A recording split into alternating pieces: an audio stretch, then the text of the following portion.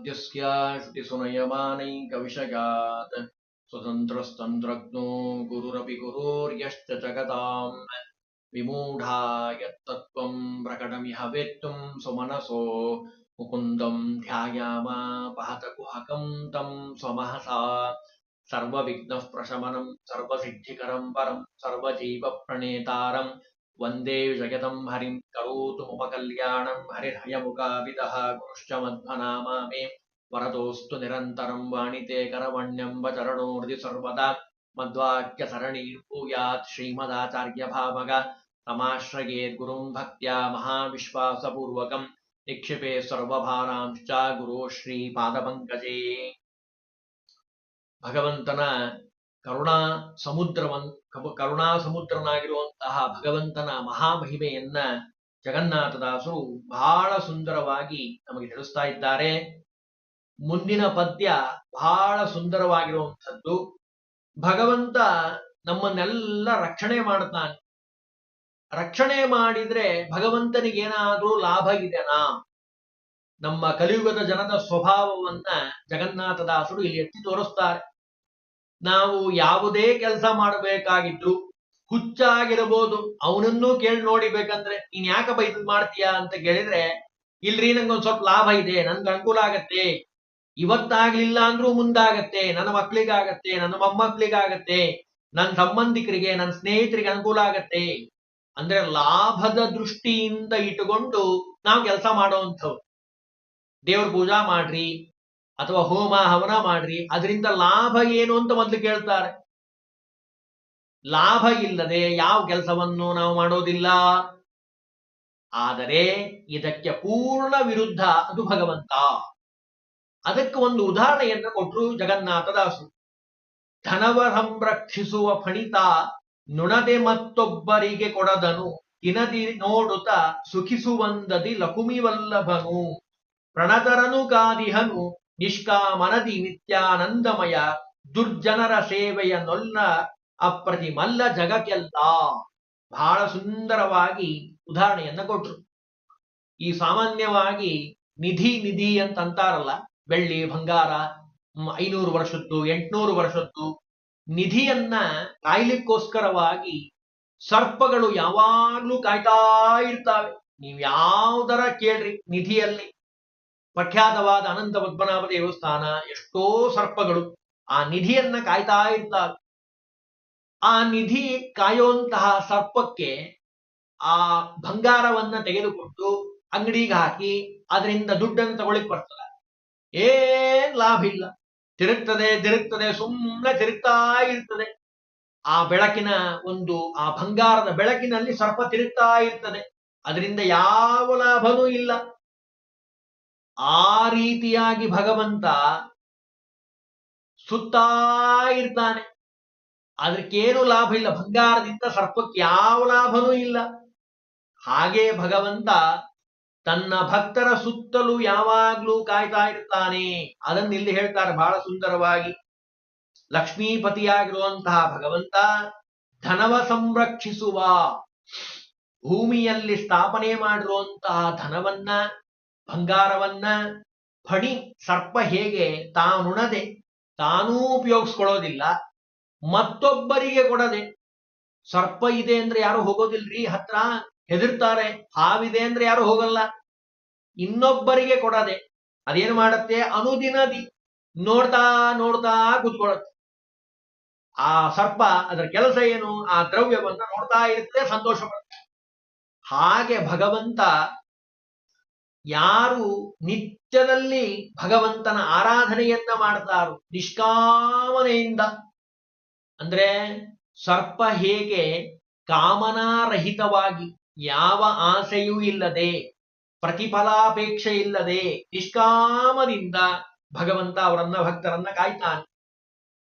ನಿತ್ಯಾನಂದಮಯ ಅಲ್ರಿ, ಮತ್ತೆ ಅವನನ್ನ ಕಾಯೋದು ಉದ್ದೇಶ ಏನು ಅಂತ ಕೇಳಿದ್ರೆ ಭಕ್ತರಿಂದ ಅವನಿಗೇನು ಆಗಬೇಕಾಗಿಲ್ಲ. ಯಾಕೆ? ಅವನು ನಿತ್ಯಾನಂದಮಯ, ಆನಂದಪೂರ್ಣನಾಗಿರುವಂಥವನು.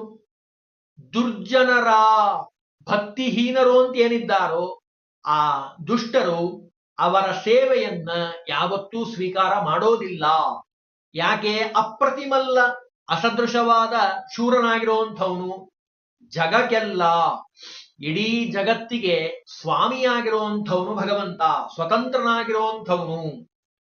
ಒಂದೆರಡು ವಿಶೇಷ ಅಂಶಗಳನ್ನು ಈ ಪದ್ಯದಲ್ಲಿ ತಿಳಿಸ್ತಾರೆ. ಲಕ್ಷ್ಮೀಪತಿಯಾದ ನಾರಾಯಣ ಸರ್ಪ ಹೇಗೆ ಭೂಸ್ಥಾಪಿತವಾಗಿರುವಂತಹ ದ್ರವ್ಯವನ್ನ ತಾನೂ ಉಪಯೋಗಿಸಿಕೊಳ್ಳದೆ ಬೇರೆಯವರಿಗೂ ಕೊಡದೆ ಅದನ್ನ ಕಾದುಕೊಂಡು ಸಂರಕ್ಷಣೆ ಹೇಗೆ ಮಾಡ್ತಾ ಹೋಗ್ತದೋ ಹಾಗೆ ತದ್ವತ್ ತನ್ನ ಭಕ್ತರು ಮಾಡುವಂತಹ ನಿಷ್ಕಾಮನೆಯಿಂದ ಯಾವ್ಯಾವುದನ್ನೂ ಅಪೇಕ್ಷೆ ಪಡದೆ ಹೇಗೆ ಸೇವೆಯನ್ನ ಮಾಡ್ತಾರೋ ಹಾಗೆ ಭಗವಂತ ಅವರಿಗೆ ಅನುಗ್ರಹವನ್ನ ಮಾಡ್ತಾನೆ. ಭಕ್ತಿಹೀನರ ಸೇವೆಯನ್ನ ಸ್ವೀಕಾರ ಮಾಡೋದಿಲ್ಲ, ದಂಬಾಚಾರದಿಂದ ಮಾಡಿದ್ರೆ ಸ್ವೀಕಾರ ಮಾಡೋದಿಲ್ಲ. ಇಡೀ ಪ್ರಪಂಚಕ್ಕೆ ಒಡೆಯನಾಗಿರುವಂಥವನು. ಇನ್ನೂ ಒಂದು ವಿಶೇಷ ಅರ್ಥ ಹೇಳ್ತಾರೆ, ಇನ್ನೊಂದು ರೀತಿಯ ಅರ್ಥ ವ್ಯಾಖ್ಯಾನದಲ್ಲಿ ಬೇರೆ ಬೇರೆ ವ್ಯಾಖ್ಯಾನಕಾರರು ತಿಳಿಸ್ತಾರೆ. ಸರ್ಪ ಸದೃಶನಾದ ಭಗವಂತ, ಆ ರೀತಿಯಾದ ಭಗವಂತ ದ್ರವ್ಯ ಸದೃಶರಾಗಿರುವಂಥವರು ಭಗವದ್ಭಕ್ತರು. ಅಂದ್ರೆ ಅನ್ಯರಿಗೆ ಸದೃಶವಾದ ಅಹಂಕಾರ ಮಮಕಾರಾದಿಗಳಿಗಿಂತ ಯುಕ್ತರಾಗಿರುವಂತಹ ಭಕ್ತಿಹೀನರು ಅಂತ ಏನಿದ್ದಾರಲ್ಲ ಅವ್ರಿಗೇನು ಸಿಗೋದಿಲ್ಲ, ಏನು ಕೊಡೋದೂ ಇಲ್ಲ. ಆದರೆ ಭಗವಂತನನ್ನ ಉಪಾಸನೆ ಮಾಡುವಂತಹ ಸಜ್ಜನರು ಜ್ಞಾನಿಗಳು ಅಂತ ಯಾರಿದ್ದಾರೋ ನೋಡಿ, ಅದಕ್ಕೆ ಸಾಮಾನ್ಯವಾಗಿ ಲೋಕದಲ್ಲಿ ಮಾತಾಡ್ತಿರ್ತಾರೆ, ನಿಧಿ ಎಲ್ರಿಗೂ ಸಿಗೋದಿಲ್ಲ, ಸಿಕ್ಕರೋರಿಗೆ ದಕ್ಕೋದಿಲ್ಲ, ಎಲ್ಲೋ ಕೆಲವರಿಗೆ ಮಾತ್ರ ಆ ಹಣದ ಯೋಗ್ಯತೆ ಉಳ್ಳಂಥವ್ರು ಅವರಿಗೆ ಅನುಕೂಲ ಆಗುವಂಥದ್ದು ಅವರ ಹಣೆ ಬಾರದಲ್ಲಿ ಇತ್ತು ಅಂದ್ರೆ ಸರ್ಪಗಳು ತಂತಾವೇ ಬಿಟ್ಟು ಹೋಗ್ಬಿಡ್ತಾವೆ, ಅದು ಅವನಿಗೆ ದಕ್ತಿದೆ. ಅದನ್ನ ನಾವು ಲೋಕದಲ್ಲಿ ಹಿಂದೆಲ್ಲ ನಾವು ಕಥೆಯಲ್ಲಿ ಇತಿಹಾಸದಲ್ಲಿ ಕಾಣ್ತೀವಿ. ಹಾಗೆ ಭಗವಂತ ಆ ರೀತಿಯಾಗಿ ಯಾವ ಪ್ರತಿಫಲಾಪೇಕ್ಷೆ ಇಲ್ಲದೆ ಯಾರಿಂದಲೂ ಏನೂ ಆಗ್ಬೇಕಾಗಿಲ್ಲ ಭಗವಂತನಿಗೆ. ಆದರೂ ಭಗವಂತ ಸರ್ಪ ಹೇಗೆ ನಿಧಿಯನ್ನ ಕಾಯ್ತದೋ ಹಾಗೆ ನಮ್ಮನ್ನ ಕಾದು ನಮಗೆ ಅನುಗ್ರಹವನ್ನ ಮಾಡ್ತಾನೆ. ಇದು ಅವನ ಭಕ್ತ ವಾತ್ಸಲ್ಯ ಗುಣ ಅಂತ ಹೇಳಿದರು ಜಗನ್ನಾಥದಾಸರು. ಇನ್ನು ಮುಂದಿನ ಪದದಲ್ಲಿ ಹೇಳ್ತಾರೆ, ಒಂದು ಮಗು ಇದೆ, ಆ ಮಗು ತಾಯಿಯನ್ನ ಹುಡುಕ್ತಾ ಇದೆ. ಪಾಪ ಕತ್ತಲೆ ಆಗಿದೆ, ಕತ್ತಲಲ್ಲಿ ಕಾಣಿಸ್ತಾ ಇಲ್ಲ.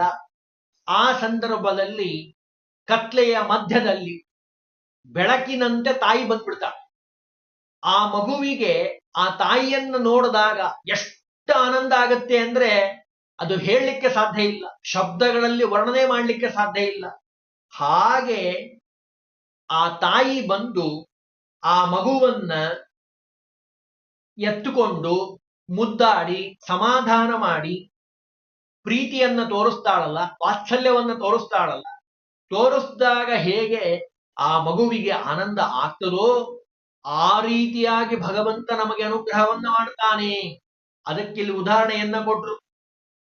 ಜನನಿಯನು ಕಾಣದಿಹ ಬಾಲಕ ನೆನೆ ನೆನೆದು ಹಲುಕುತ್ತಿರೆ, ಕತ್ತಲೆ ಮನೆಯೊಳಗಿಡದ್ದವನ ನೋಡುತ್ತ ನಗುತ ಹರುಷದಲ್ಲಿ ತನಯನಂ ಬಿಗಿದಪ್ಪಿರಂಬಿಸಿ ಕನಲಿಕೆಯ ಕಳೆವಂತೆ ಮಧುಸೂದನು ತನ್ನವರಿದ್ದೆಡೆಗೆ ಬಂದದಕ್ಕೆ ಸಲಹುವನು. ನಾನು ಈಗೇನ್ ಕತೆ ಹೇಳಿದ್ನಲ್ಲ ಅದನ್ನೇ ಕನ್ನಡದಲ್ಲಿ ಬಹಳ ಸುಂದರವಾಗಿ ತಿಳಿಸ್ತಾರೆ ಜಗನ್ನಾಥದಾಸರು. ಉಪಮಾನ ಉಪಮೇಯ ಉದಾಹರಣೆಯನ್ನ ಕೊಡೋದ್ರೊಳಗೆ ಜಗನ್ನಾಥದಾಸರು ಮಹಾನುಭಾವರು. ಈ ರೀತಿ ಉದಾಹರಣೆಯನ್ನು ಕೊಡಬಹುದಾ ಅಂತ ಸಹಿತ ನಮ್ಗೆ ವಿಚಾರ ಹೊಳೆಯೋದಿಲ್ಲ, ಆ ರೀತಿ ಉದಾಹರಣೆಯನ್ನ ಕೊಡ್ತಾರೆ. ಎಷ್ಟು ಒಳ್ಳೆ ಉದಾಹರಣೆ ನೋಡಿ.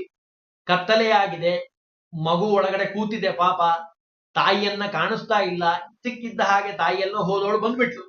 ಆ ತಾಯಿಯ ಮುಖವನ್ನ ನೋಡಿದ ಕೂಡಲೇ ಆ ಮಗುವಿಗೆ ಎಷ್ಟು ಆನಂದ ಆಗ್ತದೋ ಆ ಮಗುವನ್ನ ಎತ್ತಿಕೊಂಡು ರಮಿಸಿ ಆ ಕನಲಿಕೆಯನ್ನ ತಾಯಿಯಿಂದ ದೂರವಾಗಿರುವಂತಹ ಕಳವಳವನ್ನ ಕಳೆವಂತೆ ಹೇಗೆ ತಾಯಿ ಕಳಿತಾಳೋ ಹಾಗೆ ಮಧುಸೂದನ ತನ್ನವರಿದ್ದೆಡೆಗೆ ಬಂದು ಅನುಗ್ರಹವನ್ನ ಮಾಡ್ತಾನೆ.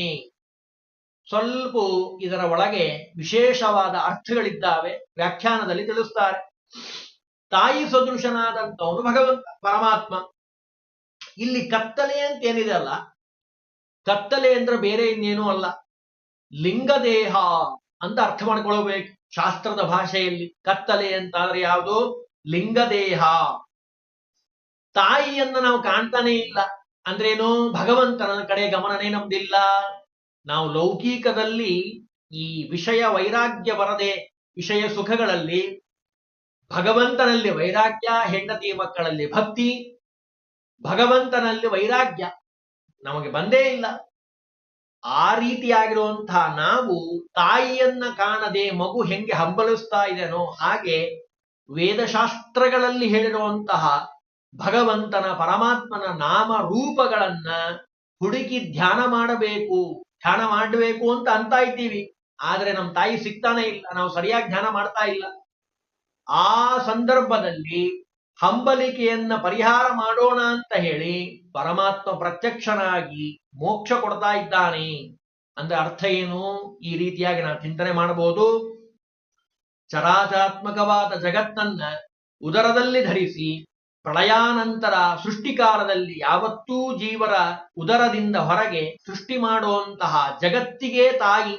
ಯೋ ನಃ ಪಿತಾ ಜನಿತಾ ಯೋ ವಿಧಾತ, ವೇದ ಹೇಳ್ತಾ ಇದೆ. ಜಗತ್ತಿಗೆ ತಾಯಿಯಾಗಿರುವಂಥವನು, ತಂದೆಯಾಗಿರುವಂಥವನು ಭಗವಂತ. ಮಕ್ಕಳು ಲಿಂಗದೇಹಕ್ಕೆ ಅಂಧಕಾರದ ಮನೆಯಲ್ಲಿ ಅಡಗಿ ಕುಳಿತಿದ್ದಾರೆ. ಈ ಲಿಂಗದೇಹ ಭಂಗ ಆಗಬೇಕು, ಅವಾಗ ನಮಗೆ ಮೋಕ್ಷ ಆಗ್ಲಿಕ್ಕೆ ಸಾಧ್ಯ. ತಾಯಿಯಾಗಿರುವಂತಹ ಭಗವಂತ ವೇದೋಕ್ತಾನುಶಾಸ್ತ್ರಾನುಸಾರವಾಗಿರುವಂತಹ ಪ್ರಾರ್ಥನೆಯನ್ನ ಸ್ವೀಕಾರ ಮಾಡಿ, ಮಗು ತಾಯಿ ಕಾಣಲಿಲ್ಲ ಅಂದ್ರೆ ಅಳ್ಳಿಕ್ ಶುರು ಮಾಡ್ತದೆ. ಹಾಗೆ ಆ ಭಗವಂತನನ್ನ ಹಂಬಲಯುಕ್ತದಿಂದ ತಾಯಿ ಯಾವಾಗ ಕಂಡಾಳೋ ಅಂತ ಭಕ್ತಿಯಿಂದ, ಎಷ್ಟು ಕಾತುರದಿಂದ ಕೂತಿರ್ತದೆ ಮಗು ಅಂದ್ರೆ, ತನ್ನ ತಾಯಿ ನೋಡಿದ್ರೆ ಸಾಕಷ್ಟು ಆನಂದ ಆಗ್ತದೆ ಮಗುವಿಗೆ. ಹಂಗೆ ನಾವು ಕೂತ್ಕೊಂಡು ಕಾಯ್ಬೇಕು ಭಗವಂತನನ್ನ. ಆಗ ಕತ್ತಲೆ ಮನೆಯಲ್ಲಿ ಹೇಗೆ ತಾಯಿ ಬಂದೋ ಹಾಗೆ ಈ ಕತ್ತಲೆ ಅನ್ನುವಂತಹ ಅಂಧಕಾರದಿಂದ ಕೂಡಿರುವಂತಹ ಲಿಂಗ ದೇಹಾಕ್ಯ ಮನೆಯನ್ನ ಬಿಡಿಸಿ ಆಲಿಂಗನ ಮಾಡಿ, ತಾಯಿ ಹೆಂಗೆ ಮಗುವನ್ನ ಆಲಿಂಗನ ಮಾಡ್ಕೊಂಡು ಮುದ್ದಾಡ್ತಾಳೋ ಹಂಗೆ ಭಗವಂತ ಲಿಂಗ ದೇಹವನ್ನ ಭಂಗ ಮಾಡಿಸಿ, ವಾಯುದೇವರ ಗದೆಯಿಂದ ಭಂಗ ಮಾಡಿಸಿ ಭಗವಂತ ಮೋಕ್ಷ ಅನ್ನುವಂಥ ಆಲಿಂಗನ, ಭಾರಿ ಪ್ರೀತಿಕರವಾದದ್ದು ಮೋಕ್ಷ. ಆ ಭಗವಂತ ಸುಖವನ್ನ ಕೊಡ್ತಾನೆ. ಯಾರಿಗೆ? ಭಕ್ತರಿಗೆ ಮಾತ್ರ. ಯಾರು ತನ್ನನ್ನ ಭಕ್ತಿಯಿಂದ ಪೂಜೆ ಮಾಡ್ತಾರೋ ಅವರಿಗೆ ಅನುಗ್ರಹವನ್ನ ಮಾಡ್ತೀನಿ ಅಂತಾನೆ ಭಗವಂತ. ಇನ್ನು ಮುಂದೆ ಹೇಳ್ತಾರೆ, ಈಗ ನಾವು ಸ್ತೋತ್ರ ಮಂತ್ರ ಅಂತ ಹೇಳ್ತೀವಿ. ನಾವು ಹೇಳೋದು ಎಷ್ಟು ಸರಿಯಾಗಿ ಹೇಳ್ತೀವೋ ತಪ್ಪು ಹೇಳ್ತೀವೋ. ಜ್ಞಾನಿಗಳು ದೊಡ್ಡವರು ಸ್ತೋತ್ರ ಮಾಡ್ತಾರೆ. ವೇದ ಭಗವಂತನಿಗೆ ಭಾರಿ ಪ್ರೀತಿಕರವಾದದ್ದು. ವೇದವಾಣಿ ಅಂತ ಭಗವಂತನ ಮಾತನ್ನ ವೇದವಾಣಿ ಅಂತ ಕರೀತಾರೆ. ವೇದದಿಂದ ಸ್ತೋತ್ರ ಮಾಡಬೇಕು. ದೊಡ್ಡ ದೊಡ್ಡ ಅಪರೋಕ್ಷ ಜ್ಞಾನಿಗಳು ಮಾಡುವಂತಹ ಸ್ತೋತ್ರ ಶ್ಲೋಕಗಳನ್ನ ಹೇಳಬೇಕು. ಈ ಎಲ್ಲಾ ಸ್ತೋತ್ರಗಳನ್ನ ಮಾಡಿದಾಗ ಭಗವಂತ ಅನುಗ್ರಹ ಮಾಡ್ತಾನೆ ಅಲ್ರಿ. ಮತ್ತೆ ಲಕ್ಷ್ಮೀಪತಿ ಅಂತ ಹೇಳ್ತೀರಿ ನೀವು. ವೇದಗಳಿಂದ ಪ್ರತಿಪಾದ್ಯನಾದಂಥವು ಭಗವಂತ ವೇದಗಳಿಂದ ಪ್ರತಿಪಾದ್ಯನಾದ ಭಗವಂತ ಲಕ್ಷ್ಮೀ ಸ್ತೋತ್ರ ಮಾಡಿದಾಗ ಅನುಗ್ರಹ ಮಾಡುವಂತಹ ಭಗವಂತ. ಪಾಮರರಾಗಿರುವಂತಹ ನಾವು, ಅಯೋಗ್ಯರು, ಅಲ್ಪಮತಿಗಳು, ಅಜ್ಞಾನಿಗಳು, ನಾವು ಸ್ತೋತ್ರ ಮಾಡಿದ್ರು ಭಗವಂತ ಕೇಳ್ತಾನ? ಎಲ್ಲೋ ಇದೆ ವೈಕುಂಠ, ಮತ್ತ ಅಂತ ವೈಕುಂಠದಲ್ಲಿ ನಾವು ಇಲ್ಲಿ ಕೂತ್ಕೊಂಡು ನಮ್ಮನೆಯೊಳಗೆ ಸ್ತೋತ್ರ ಮಾಡಿದ್ರೆ ಕೇಳಿಸ್ತದ ಅಂತ ಯಾರಿಗಾದ್ರೂ ಪ್ರಶ್ನೆ ಬಂದ್ರೆ ಅದಕ್ಕೆ ಜಗನ್ನಾಥದಾಸರು ಈ ಪದ್ಯದಲ್ಲಿ ಉತ್ತರವನ್ನು ಕೊಟ್ಟಿದ್ದಾರೆ. ತಾಯಿ ಮಗುವಿಗೆ ಭಾಷೆಯನ್ನ ಕಲಿಸ್ತಾಳೆ. ಅದು ಹೇಗೆ? ಎದುರುಗಡೆ ಕೂತ್ಕೊಂಡು ಆ ಪುಸ್ತಕವನ್ನ ತೆಗೆದು ಬರೆದು ಕಲಿಸೋದೆಲ್ಲ ಆಮೇಲೆ. ಮೊದ್ಲೆಲ್ಲ ಏನ್ ಹೇಳ್ಕೊಡ್ತಾಳೆ? ನಿಧಾನಕ್ಕೆ ಕೈ ಹಿಡಿದು ನಡೆಸ್ತಾಳೆ ಮೊದ್ಲು. ಆಮೇಲೆ ತಗೊಂಬಾ, ನೀರು ಕುಡಿ, ಸಣ್ಣ ಸಣ್ಣ ಶಬ್ದಗಳನ್ನ ಹೇಳ್ಕೊಡ್ತಾಳೆ. ಊಟ ಮಾಡು, ಮಮ್ಮು ಮಾಡು ಅಂತಾಳೆ. ಹೇಳ್ತಾಳೆ ಇಲ್ಲೋ ತಾಯಿ? ಆ ಒಂದು ದೇಹದ ಭಾವನೆಯಿಂದ, ಆ ಮಾತುಗಳ ಮುಖಾಂತರವಾಗಿ ಆ ಮಗುವಿಗೆ ಶಿಕ್ಷಣವನ್ನ ಕೊಡ್ತಾಳೆ. ಆ ಮಗು ನಿಧಾನಕ್ಕೆ ಕಲ್ತುವಂತ ಹೋಗ್ತದೆ. ತಪ್ಪು ಮಾತಾಡಿದ್ರು ತಾಯಿ ಯಾವತ್ತು ಬಯೋದಿಲ್ಲ ಮಗಳಿಗೆ. ಅದನ್ನ ತಿದ್ದುತ್ತಾಳೆ. ಎಲ್ಲೆಲ್ಲಿ ಸರಿ ಮಾಡ್ಲಿಕ್ಕೆ ಸಾಧ್ಯನೋ. ತಾಯಿಯ ಒಂದು ವೈಶಿಷ್ಟ್ಯ ಏನು ಅಂತ ನಾವು ಜಗನ್ನಾಥದಾಸರ ಬಾಯಲ್ಲಿ ಕೇಳಬೇಕು. ತಾಯಿಯ ಮಹತ್ವವನ್ನು ತಿಳಿಸ್ತಾರೆ. ಎಲ್ಲೆಲ್ಲಿ ತಪ್ಪು ಮಾಡ್ತದೋ ಮಗು ಅಲ್ಲಲ್ಲಿ ಎಷ್ಟು ಸಾಧ್ಯನೋ ಅಷ್ಟು ತಿದ್ದುತ್ತಾ ಹೋಗ್ತಾಳೆ. ನಾವ್ಯಾವತ್ತೂ ನಮ್ಮ ಮಾತೃಭಾಷೆಯನ್ನ, ನಿಮ್ಮನ್ನ ನೀವು ಪರೀಕ್ಷೆ ಮಾಡಿ ನೋಡ್ಕೊಳ್ರಿ, ನಮ್ಮ ಮಾತೃಭಾಷೆಯನ್ನ ನಾವು ವ್ಯಾಕರಣಬದ್ಧವಾಗಿ ನಾವು ಯಾವತ್ತೂ ಕಲ್ತವರಲ್ಲ. ನಾವೇನ್ ಮಾಡಿದ್ದೀವಿ, ಕಲಿತಾ ಹೋದ್ವಿ ನಿಧಾನಕ್ಕೆ. ಆಮೇಲೆ ಅದು ನಿಧಾನಕ್ಕೆ ನಮ್ಮ ತಾಯಿ, ನಮ್ಮ ಸುತ್ತಮುತ್ತಲಿನ ಜನ ನಿಧಾನಕ್ಕೆ ನಮ್ಮನ್ನ ತಿದ್ದುತ್ತಾ ಹೋದಾಗ ನಮಗೆ ಒಳ್ಳೆಯ ಭಾಷೆ ಮೇಲೆ ಪ್ರಭುತ್ವ ಬರಲಿಕ್ಕೆ ಸಾಧ್ಯ. ನನಗೆ ನಾನು ವ್ಯಾಕರಣವನ್ನ ಕಲ್ತ ಮೇಲೆ ನಾನು ಮಾತಾಡ್ತೀನಿ ಅಂತ ಹೊರಟ್ರೆ ಆ ಮಗು ಯಾವತ್ತು ಕಲಿಯಕ್ಕೆ ಸಾಧ್ಯ ಆಗೋದೇ ಇಲ್ಲ. ಆದ್ರೆ ಹಂಗಾಗಿಲ್ಲ. ತಾಯಿ ಏನ್ ಮಾಡಿದ್ದಾಳೆ, ಏನೇ ತಪ್ಪು ಮಾತಾಡಿದ್ರು, ಹೆಂಗೇ ಮಾತಾಡ್ಲಿ, ಕೆಲವೊಂದಂತೂ ಮಕ್ಕಳು ಅವೇನು ಮಾತಾಡ್ತಾವ ಅವಕ್ಕೆ ಅರ್ಥ ಆಗಲ್ಲ, ಇನ್ ನಮಗ್ ಬಿಡ್ರಿ, ಆದ್ರೂ ತಾಯಿ ಬೇಜಾರಾಗೋದಿಲ್ಲ. ನೋಡ್ರಿ, ತಾಯಿ ಹೇಳ್ಕೊಂತಿರ್ತಾಳೆ, ಲೋಕದಲ್ಲಿ ನೀವು ಕಾಣ್ಬೋದು, ನನ್ನ ಮಗ ಇವತ್ತು ಅಮ್ಮ ಅಂತ ಕರೆದಾನೆ, ಏನ್ ಆನಂದ ತಾಯಿಗೆ, ಅಷ್ಟ ಆನಂದ. ಅಪ್ಪ ಅಂತದ್ರಿ ನನ್ ಮಗು ಅಂತ ಅಷ್ಟು ಹೆಮ್ಮೆಯಿಂದ ಆ ತಾಯಿ ಹೇಳ್ಕೊಂತಾಳಂತ ಎಲ್ಲರ ಮುಂದೆ, ನನ್ನ ಮಗ ಇವತ್ತು ಅಮ್ಮ ಅಂತ ಕರೆದ್ಬಿಟ್ಟಾನೆ, ನನ್ನ ಮಗಳು ಅಮ್ಮ ಅಂತಂದ್ಲು. ಮಾತಾಡ್ಲಿಕ್ಕೆ ಶುರು ಮಾಡ್ತಾ ಇದ್ರಿ, ಎಷ್ಟು ಬರ್ತದೆ ಮಾತಾಡ್ಲಿಕ್ಕೆ ಅಂತ ಕೇಳ್ತಾರ ಲೋಕದಲ್ಲಿ. ಇಲ್ಲ, ಅಪ್ಪ ಅಮ್ಮ ಅಂತ ಹೆಸರು ಹೇಳ್ತಾನೀಗ ಅಂತ ನಾವು ಲೋಕದಲ್ಲಿ ನಾವು ಹೇಗೆ ಕಾಣ್ತೀವೋ, ಇದು ಎಲ್ಲವನ್ನು ಜಗನ್ನಾಥದಾಸರು ತಮ್ಮ ಈ ಪದ್ಯದಲ್ಲಿ ಇಟ್ರು.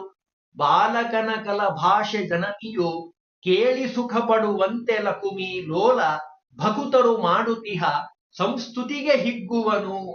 ತಾಳ ತನ್ನವರಲ್ಲಿ ಮಾಡುವ ಅವಹೇಳನವ ಹೆದ್ದೈವ ವಿದುರನ ಆಲಯದಿ ಹಾಲುಂಡು ಕುರುಪನ ಮಾನವನೆ ಕೊಂಡ. ಇದನ್ನು ಸುಮಾರು 100 ಸರಿ ಪಾರಾಯಣ ಮಾಡಬೇಕು ದಿನ ಮನೇಲಿ ಕುತ್ಕೊಂಡು. ಅಷ್ಟು ಪ್ರಮೇಯ ಗರ್ಭಿತವಾಗಿರುವಂತಹ ಮಾತುಗಳನ್ನ ಜಗನ್ನಾಥ ದಾಸರು ಈ ಪದ್ಯದಲ್ಲಿ ತಿಳಿಸಿದ್ದಾರೆ. ಮಗು ಹೇಗೆ ಮಾತಾಡಿದ್ರು, ಎಷ್ಟೇ ತಪ್ಪು ಮಾತಾಡಿದ್ರು, ತಾಯಿ ಕ್ಷಮಯಾಧರಿತ್ರಿ ಅನ್ನೋ ಹಾಗೆ ಕ್ಷಮ ಮಾಡ್ತಾಳೆ ತಾಯಿ. ಆ ತಾಯಿ ಹೇಗೆ ಕ್ಷಮ ಮಾಡ್ತಾಳೋ ಹಾಗೆ ಭಗವಂತ ಲಕುಮೀಪತಿ. ಅವನು ಬರೇ ಪತಿ ಅಲ್ರಿ, ಅವನು ಲಕುಮೀಪತಿ, ರಕಮೀ ರಮಣ ಆಗಿರುವಂತಹ ಭಗವಂತ ಭಕ್ತರು ಮಾಡುವಂತಹ ಸಂಸ್ತುತಿಗೆ ಹಿಗ್ಗುವನು. ನನ್ ಕೂಸು ಎಷ್ಟು ಚೆನ್ನಾಗಿ ಹೇಳ್ತದೆ ನೋಡ್ರಿ ಮಂತ್ರ ಅಂತಾನಂತೆ ಭಗವಂತ. ನನ್ನ ಭಕ್ತ ಎಷ್ಟು ಸ್ತೋತ್ರ ಮಾಡ್ತಾನಲ್ಲ. ಮದಕರಿ ಮಡುವಿನೋಳ್ ಮಕರಿ ಪಾದೆಗೆ ಸಿಲುಕಿ ಪದುಮಾಕ್ಷ ಪದುಮೇಶ ಪದುಮನಾಭ ಪದುಮ ಸಂಭವ ನಯ್ಯ ಪಾಹಿ ಪಾಹಿ ಎನ್ನಲು ಒದಗಿ ರಕ್ಷಿಸಿದೆ ತವ ದಯವೋ ಸಾಧನವೋ ನಿದಯಾ ಪರನು ನಿನ್ನವರ ಸಾಧನವೋ. ಪದ್ಮನಾಭ ಅಂತ ಕೂಗ್ದ, ಆದಿಮೂಲ ಅಂತ ಸ್ತೋತ್ರ ಮಾಡದ ಗಜೇಂದ್ರ. ಓಡೋಡಿ ಬಂದ ಭಗವಂತ, ಸಿರಿಗೆ ಹೇಳದೆ ಬಂದೆ ಅಂದ್ರು ಗೋಪಾಲದಾಸರು. ಅಷ್ಟು ಅರ್ಜೆಂಟ್ ಅಂತೆ ಭಕ್ತರನ್ನು ಕಾಯ್ಲಿಕ್ಕೆ ಭಗವಂತನಿಗೆ. ಅದನ್ನಿಲ್ಲಿ ಹೇಳ್ತಾರೆ, ನಮ್ಮ ಸ್ತೋತ್ರವನ್ನ ನಾವು ಮನೆಯಲ್ಲೇ ಕೂತು ಹೇಳಿದ್ರು, ಭಕ್ತಿಯಿಂದ ಹೇಳಿದ್ರೆ ನಮ್ ಸ್ತೋತ್ರ ಕೇಳಿಸ್ತದ ಭಗವಂತನಿಗೆ ಅಂತ ಯಾರೂ ಅನುಮಾನ ಪಡಬೇಡ್ರಿ. ಭಗವಂತನಿಗೆ ಕೇಳಿಸ್ತದೆ. ತಾಯಿ ಹೇಗೆ ತನ್ನ ಮಕ್ಕಳು ತಪ್ಪೇ ಹೇಳಲಿ, ತಪ್ಪೇ ಮಾತಾಡ್ಲಿ, ಚಿಕ್ಕ ಮಗು ಏನೋ ಎಷ್ಟು ಚೆನ್ನಾಗಿ ಮಾತಾಡ್ತದಲ್ರಿ, ಇಷ್ಟು ಅಪ್ಪ ಅಮ್ಮ ಅಂತದಲ್ಲ ಅಂದ್ರೆ ಅದೇ ಹೆಚ್ಚು ಆ ಕೂಸು. ಅಂಥದ್ದು ಭಗವಂತ ಎಲ್ಲರ ಮಾತನ್ನ, ಸ್ತೋತ್ರವನ್ನ ಎಲ್ಲಾ ಕಡೆ ನಿಂತು ಸರ್ವತ್ರದಲ್ಲಿ ವ್ಯಾಪ್ತನಾದ ಭಗವಂತ ಕೇಳಿಸ್ಕೊಂತಾನೆ. ಇದರ ಜೊತೆಗೆ ಇನ್ನು ಮುಂದಿನ ಪದ್ಯ ಭಾರೀ ಸುಂದರವಾಗಿರುವಂಥದ್ದು. ತಾಳ ತನ್ನವರಲ್ಲಿ ಮಾಡುವ ಅವಹೇಳನವ. ತನ್ನ ಭಕ್ತರು ಅಂತ ಯಾರಿದ್ದಾರಲ್ಲ ಅವರಿಗೆ ತೊಂದರೆ ಕೊಟ್ರೆ ಮಾತ್ರ ಭಗವಂತ ಖಂಡಿತವಾಗಿ ಬಿಡೋದಿಲ್ಲ. ಇದೇ ಜಗನ್ನಾಥದಾಸರು ಪೂರ್ವದಲ್ಲಿ ಶ್ರೀನಿವಾಸಾಚಾರ್ಯರಾದಾಗ ವಿಜಯದಾಸರು ಕರೆದಾಗ ಭೋಜನಕ್ಕೆ ಹೋಗಿರೋದಿಲ್ಲ. ಹೊಟ್ಟೆ ನೋವು ಬಂದು ಆಮೇಲೆ ಗೋಪಾಲದಾಸರಿಂದ ಭಕ್ತಿಯನ್ನ ಮಂತ್ರಿಸಿಕೊಟ್ಟು ಎನ್ನ ಭಿನ್ನಪ ಕೇಳು ಧನ್ವಂತ್ರಿ ದಯ ಮಾಡು, ನಾವೆಲ್ಲ ಕಥೆಯನ್ನ ಕೇಳಿದ್ದೀವಿ. ತಾಳ ತನ್ನವರಲ್ಲಿ ಮಾಡುವ ಅವಹೇಳನವ. ಯಾವತ್ತೂ ಸಹನೆ ಮಾಡೋದಿಲ್ಲ ಭಗವಂತ, ಯಾರನ್ನೂ ಬಿಡೋದಿಲ್ಲ. ಅದಕ್ಕೆ ಉದಾಹರಣೆ ಕೊಟ್ರು. ವಿದುರ ಮಹಾನ್ ಭಗವದ್ಭಕ್ತ. ವಿದುರನ ಭಕ್ತಿಗೆ ಏನ್ ಹೇಳಿದ್ರು ಕಮ್ಮಿ. ಆ ವಿದುರನ ಭಕ್ತಿಯನ್ನ ಇಲ್ಲಿ ಸ್ತೋತ್ರ ಮಾಡ್ತಾರೆ ಜಗನ್ನಾಥದಾಸರು. ವಿದುರನ ಆಲಯದಿ ಸಂಧಾನ ಮಾಡುವಂತಹ ಸಂದರ್ಭದಲ್ಲಿ ನಾವು ಮಹಾಭಾರತದಲ್ಲಿ ಕಾಣ್ತೀವಿ. ಹೇಗಾದ್ರೂ ಮಾಡಿ ಈ ಕೃಷ್ಣನನ್ನ ನಮ್ ಕಡೆ ಎಳ್ಕೊಳ್ಬೇಕು ಅಂತ ದುರ್ಯೋಧನನಿಗೆ ಭಾರಿ ಆಸೆ. ಭಕ್ಷ್ಯ ಭೋಜ್ಯ ಅಡಿಗೆ ಮಾಡಿಸಿದ್ದೇನೆ, ಕೃಷ್ಣ ನನ್ ಮನೆಗೆ ಬಂದ್ಬಿಡು ಅಂತ ಭಾರಿ ಕರೀತಾನೆ. ಅದಕ್ಕೆ ಕೃಷ್ಣ ಹೇಳ್ತಾನೆ, ಒಬ್ಬ ವ್ಯಕ್ತಿ ಇನ್ನೊಬ್ಬ ವ್ಯಕ್ತಿ ಮನೆಗೆ ಊಟಕ್ಕೆ ಹೋಗಬೇಕು ಅಂದ್ರೆ ಎರಡೇ ಕಾರಣ ಇರಬೇಕು. ಕೃಷ್ಣ ಹೇಳ್ತಾನೆ ಭಗವಂತ, ಒಂದು ಪ್ರೀತಿ ಇರಬೇಕು, ಅಂದ್ರೆ ಅವ್ರು ನಮ್ಮನ್ನು ಪ್ರೀತಿಯಿಂದ ಕರೆದಿರಬೇಕು. ಇಲ್ಲ ನನಗೆ ಹೊಟ್ಟೆಗಿಲ್ದಂಗಾಗಿರ್ಬೇಕು, ಅಂದ್ರೆ ಬಡತನ ಇರಬೇಕು. ನೀನು ಪ್ರೀತಿಯಿಂದ ಕರೀತಾ ಇಲ್ಲ, ನನಗೆ ನಿನ್ಮೇಲೆ ಪ್ರೀತಿ ಅಂತೂ ಇಲ್ಲೇ ಇಲ್ಲ. ಎರಡನೇದಾಗಿ ನನಗೆ ಹೊಟ್ಟೆಗಿಲ್ದರಂತಹ ಪರಿಸ್ಥಿತಿ ನನ್ನಲ್ಲಿಲ್ಲ, ಹಾಗಾಗಿ ನಾನ್ ನಿನ್ ಮನೆಗೆ ಬರೋದಿಲ್ಲ. ಅಷ್ಟೇ ಅಲ್ಲ, ದ್ವಿಷದನ್ನಂನ ಭೋಕ್ತವ್ಯಂ, ದ್ವೇಷಿಗಳ ಮನೆಯ ಅನ್ನವನ್ನ ತಿನ್ನಬಾರದು. ಅಲ್ಲ ನಾನಿನ್ನೇನ್ ದ್ವೇಷ ಮಾಡಿಲ್ಲ ಅಂತ ಅನ್ಬೋದು ನೀನು. ದುರ್ಯೋಧನಂಗೆ ಹೇಳ್ತಾನೆ ಕೃಷ್ಣ ಪರಮಾತ್ಮ, ನೀನು ಪಾಂಡವರ ದ್ವೇಷಿ, ಅಂದ್ರೆ ಧರ್ಮದ ದ್ವೇಷಿಯಾಗಿರುವಂಥವ್ ನೀನು. ಆದ್ದರಿಂದ ಮಮ ಪ್ರಾಣಾಹಿ ಪಾಂಡವ, ನನ್ನ ಪ್ರಾಣ ಪಂಚ ಪ್ರಾಣ ಪಾಂಡವರು, ಅವರನ್ನು ನೀ ದ್ವೇಷ ಮಾಡಿದ್ದೀಯ. ಅದೇ ಈ ಪದ್ಯದ ಅರ್ಥ. ತಾಳ ತನ್ನವರಲ್ಲಿ ಮಾಡುವ ಅವಹೇಳನವ, ನಾನಾ ವಿಧವಾದ ತೊಂದರೆಯನ್ನು ಕೊಟ್ಟಿದ್ದಾನೆ ದುರ್ಯೋಧನ ಪಾಂಡವರಿಗೆ. ಅದಕ್ಕೆ ಭಗವಂತ ಏನ್ ಮಾಡ್ದ, ಪಾಪ ಪಕ್ಕದಲ್ಲಿ ಭೀಷ್ಮಾಚಾರ್ಯರು ಉಳ್ಕಿದವರೆಲ್ಲ ನಿಂತಿದ್ರು. ದುರ್ಯೋಧನ ಬಿಟ್ರೆ ನಾವು ಕರ್ಕೊಂಡು ಹೋಗ್ಬೋದಲ್ಲ ಅಂತ ಅನ್ಕೊಂಡಿದ್ರು. ಯಾರ ಮನೆಗೂ ಹೋಗಿಲ್ಲ ಭಗವಂತ. ಮತ್ತೆ ಯಾರ ಮನೆಗೆ ಹೋದ? ಹೆದ್ದೈವ ಇವ, ಹಿರಿದಾದ ದೈವನಾಗಿರುವಂತಹ ಭಗವಂತ ವಿದುರನ ಆಲಯದಿ ಹಾಲುಂಡು, ವಿದುರನ ಮನೆಗೆ ಹೋದ. ವಿದುರನ ಭಾಗ್ಯವಿದು ಅಂತ ಹಾಡೆ ಮಾಡಿಬಿಟ್ಟಿದ್ದಾರೆ ದಾಸರಾಯರು. ಆ ವಿದುರನ ಮನೆಗೆ ಹೋಗಿ ಅವನ ಆತಿಥ್ಯವನ್ನ ಸ್ವೀಕಾರ ಮಾಡಿ, ಅವನೇನು ಮಾಡ್ದ, ಕ್ಷೀರಾನ್ನವನ್ನ ಸ್ವೀಕಾರ ಮಾಡಿ ಭೋಜನವನ್ನ ಮಾಡಿ ಕುರುಪನ, ಈ ದುರ್ಯೋಧನನ ಮಾನವನೇ ಕೊಂಡ. ಅವನು ಏನೇನು ಕೆಟ್ಟ ಕೆಲಸ ಮಾಡಿದ್ನೋ ಅವನನ್ನೆಲ್ಲವನ್ನೂ ನೆನಪಿಟ್ಟುಕೊಂಡು ಅವನ ಪೂರ್ಣ ಸಂಹಾರ ಆಗೋ ತನಕ ಬಿಡ್ಲಿಲ್ಲ. ಅವರ ಕುಲವನ್ನೇ ನಾಶ ಮಾಡಿ ಕೈ ಬಿಟ್ಟ ಭಗವಂತ. ಭೂಭಾರೋತ್ತರಣಾಯಕ, ದುರ್ಯೋಧನನ ಕುಲ ಕಲಿಯ ಕುಲ. ಹೇಳಿ ಕೇಳಿ, ಕಲಿನೇ ದುರ್ಯೋಧನನೇ ಕಲಿ. ಅದಕ್ಕೆ ಹೇಳ್ತಾರೆ, ತಾಯಿಯಾದಂಥವಳು ತನ್ನ ಅಸ್ಪಷ್ಟವಾದ ಮಾತುಗಳಿಂದ ಮಕ್ಕಳು ಮಾತಾಡಿದ್ರು ಹೇಗೆ ಅದರ ದೋಷವನ್ನು ಎಣಿಸದೆ ನನ್ನ ಮಗುರಿ ಮಾತಾಡಿದೆ ಅಂತ ಎಷ್ಟು ಅಭಿಮಾನ ಪಡ್ತಾಳೋ, ಹಾಗೆ ಭಗವಂತ ತಾಯಿಯಂತೆ ನಾವು ಮಾಡುವಂತಹ ಸ್ತೋತ್ರವನ್ನ ಸ್ವೀಕಾರ ಮಾಡಿ ಭಗವಂತ ನಮಗೆ ಅನುಗ್ರಹ ಮಾಡ್ತಾನೆ. ಅದರಲ್ಲೂ ಚೆನ್ನಾಗಿ ನೆನಪಿಟ್ಟುಕೊಳ್ರಿ, ತನ್ನ ಭಕ್ತರು ಅಂತ ಯಾರಿದ್ದಾರೋ, ಪ್ರಹ್ಲಾದರಾಜನಿಗೆ ತೊಂದರೆ ಕೊಟ್ಟುಕೊಳ್ಳೇ ಭಗವಂತ ನರಸಿಂಹನಾಗಿ ಬಂದ. ಯಾರು ಭಗವದ್ ಭಕ್ತರಿಗೆ ತೊಂದರೆ ಕೊಡ್ತಾರೋ ಅವರಿಗೆ ಸುಮ್ಮನೆ ಬಿಡೋದಿಲ್ಲ ಭಗವಂತ.